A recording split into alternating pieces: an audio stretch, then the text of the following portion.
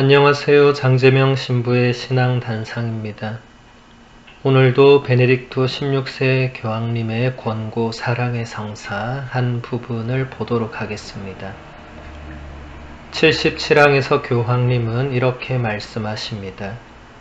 세속화의 가장 심각한 결과들 가운데 하나가 그리스도교 신앙을 일상사에서 쓸모없는 것으로 치부하여 삶의 가장자리로 내모는 것임을 인정해야 합니다.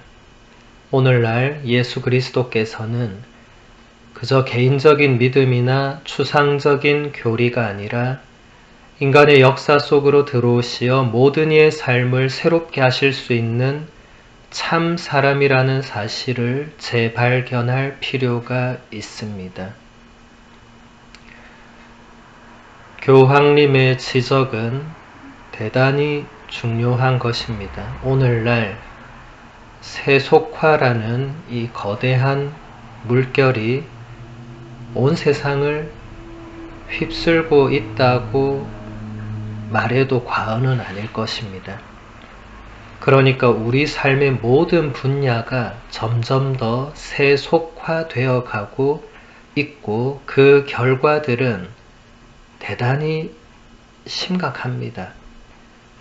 그런 것들 가운데 하나가 우리 그리스도교 신앙을 일상의 삶에는 아무 쓸모없는 것으로 여겨서 자기 삶의 가장자리로 내몰아 놓는 것. 신앙인들 중에도 이미 이렇게 하고 있는 분들이 계실 것입니다. 자기도 모르게 세속화라는 이 엄청난 물결에 휩쓸리다 보니까 종교, 윤리, 하느님, 신앙, 기도 이런 게 크게 일상에서는 중요하지 않다. 너 시간 남으면 해라. 그저 많은 취미나 관심의 한 부분처럼 그렇게 내몰아 가는 거죠. 그렇게 되면 예수 그리스도라는 인물은 교황님의 말씀대로 그냥 개인적인 믿음의 대상 혹은 추상적인 교리의 대상에 머무르게 됩니다. 그러니까 이제 더 이상 많은 사람들이 예수 그리스도를 찾지 않죠. 그 대신 세속화의 결과물이 내어놓는 다른 뭔가를 끊임없이 찾죠. 정말 끊임없이 찾고 안타깝게도 이 세속화된 세상은 또 끊임없이 뭔가를 내놓아서 사람들을 끌리게 만듭니다. 놓을 수가 없는 거죠. 빠져나올 수가 없는 겁니다. 그런 현실에서 교황님은 예수 그리스도께서 인간의 역사 안으로 들어오셔서 모든 사람의 삶을 새롭게 하실 수 있는 분이라는 그 사실을 재발견해야 된다고 역설합니다.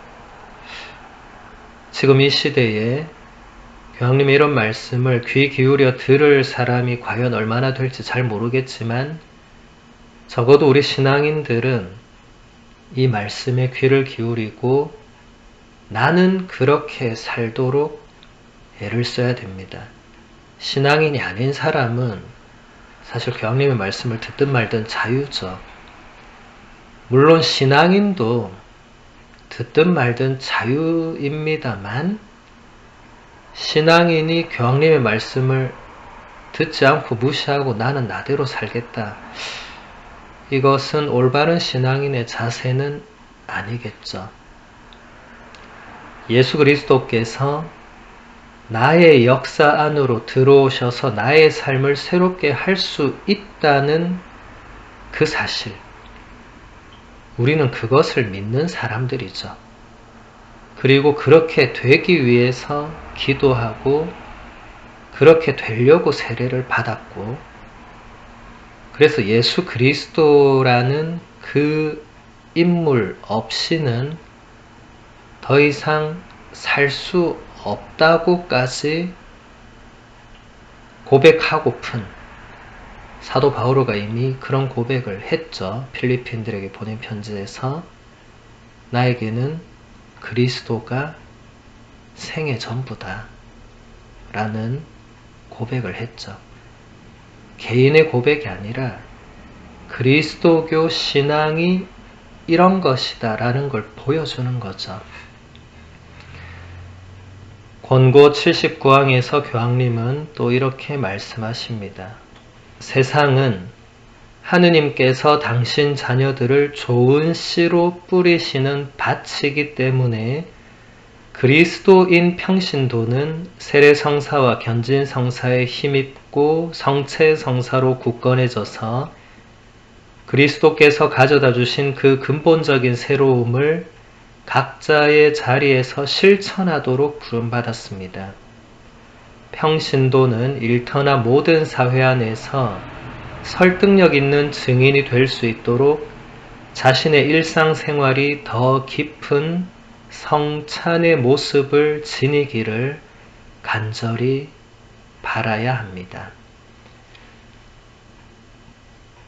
교황님의 말씀을 다시 짚어보면 일단 이 세상은 하느님께서 뭔가 이제 거름을 주고 물을 주고 키우는 그 밭의 비유가 되고 좋은 씨를 하느님께서 뿌리시는데 그 좋은 씨가 바로 당신 자녀들이다.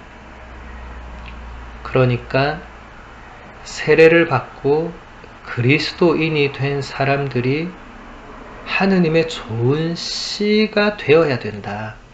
좋은 씨앗이 되어야 된다. 이게 무슨 말이냐면 우리 신앙인들이 이 세상에서 그런 좋은 씨앗의 역할을 해야 된다. 좋은 씨앗은 어떤 역할을 하죠? 땅에 묻혀서 자신은 죽으면서 무언가 새로운 생명이 태어나게 하는 그런 역할을 하죠. 이게 희생이 반드시 거기에 깔리게 됩니다. 방금 이 항목에서 마지막에 평신도는 자신의 일상생활이 더 깊은 성찬의 모습을 지니기를 바라야 된다. 성찬례, 성체성사는 바로 예수 그리스도의 희생 제사죠. 그러니까 우리는 예수 그리스도의 그 희생을 그대로 본받고 따라 살도록 부르심을 받았다. 거기에 새로움이 있다. 그것을 우리 각자의 삶의 자리에서 실천해야 된다. 지금 이 세속화된 세상은 희생하는 사람은 바보가 되고 왕따를 당하거나 놀림을 받거나 뒤처지거나 이런 위험이나 불안 요소들이 있기 때문에 이제 사람들은 희생을 하려고 하지 않죠. 희생의 대가로 뭔가가 지불되어야 그 대가만큼의 희생은 치르겠지만 다른 사람을 위해서 나를 희생하는 이제 이런 고귀한 가치들이 더 이상 지금 이 시대에는 설득력을 얻지 못합니다. 그런 상황에서 우리 신앙인들은 세속화의 논리와 반대되는 방향, 우리의 논리와 방향은 오직 예수 그리스도죠. 그래서 예수 그리스도께서 가져다 주신 근본적인 새로움, 그분이 말씀하시고 행동하시고 보여주시고 명령하신 그 모든 것이 우리에게는 근본적인 새로움이고 그것을 우리가 일터와 모든 사회에서 증언하고 증거할 수 있는, 그것도 설득력 있게 증언하고 증거할 수 있도록 해야 된다. 대단히 어려운 일이죠. 나 하나 건사하기 힘든 세상에서 지금 교황님은 우리 신자 그리스도인들은 자신의 일터와 자신이 속해 있는 모든 사회에서 예수 그리스도의 증인이 되어야 된다 라고 요청하고 계시는 겁니다. 그럼 사람들이 생각을 하겠죠. 나도 뭐 신앙생활도 물론이고 제대로 뭐 하는 것도 없는데 뭘 이런 것까지 할 수 있겠나 라고 빠집니다. 그러면 한두 사람이 이렇게 빠지고 나머지 95%가 나는 증인이 돼야지 라고 생각하면 별 문제가 없겠죠. 근데 반대로 한두 사람 빼고 전부 다 이렇게 생각한다면 문제가 커지겠죠. 그러면 하느님께서 좋은 씨를 밭에 뿌리셨는데 그 어떤 씨앗도 하느님께서 원하시는 줄기를 내거나 열매를 맺거나 꽃을 피우거나 나무로 자랄 수 없는 거죠.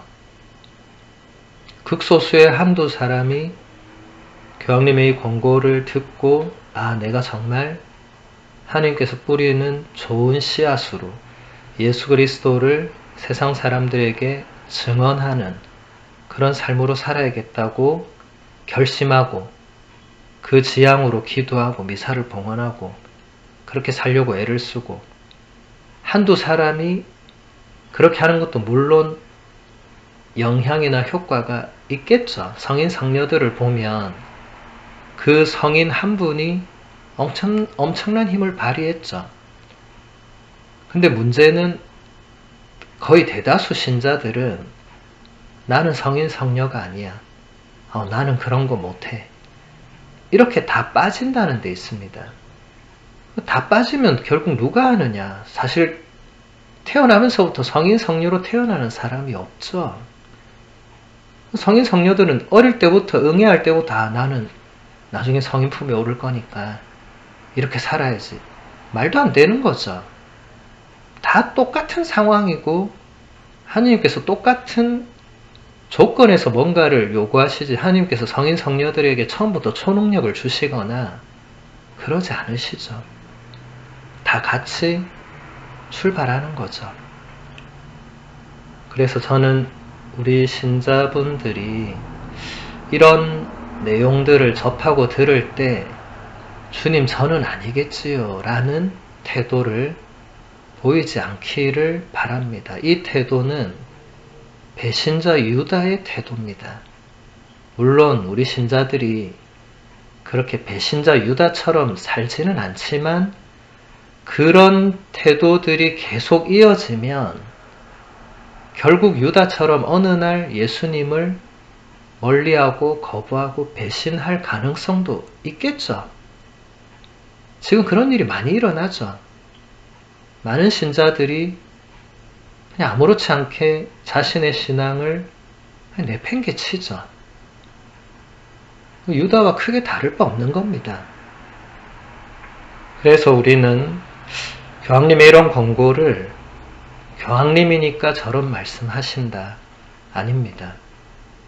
교황님이 세상을 바라보고 진단하고 우리 신자들이 이렇게 살아야 된다고 내놓는 메시지는 정말 이 시대의 신자라면 그렇게 살아야 된다는 겁니다. 나는 아니겠죠. 나는 그냥 내 한 몸만 잘 건사하게 해주세요, 하느님. 이건 아니라는 거예요. 우리 그리스도교 신앙은 그런 차원에 머무르는 신앙이 아니라는 것입니다. 다시 한번 자신의 신앙인으로서의 정체성을 오늘 교황님의 말씀을 통해서 한번 깊이 생각해보는 시간을 가지시면 좋겠습니다. 오늘은 여기서 마무리하겠습니다. 천주의 성모님 당신의 보호에 저희를 맡기오니 어려울 때 저희의 간절한 기도를 외면하지 마시고 항상 모든 위험에서 저희를 구하소서. 영화롭고 복되신 동정녀시여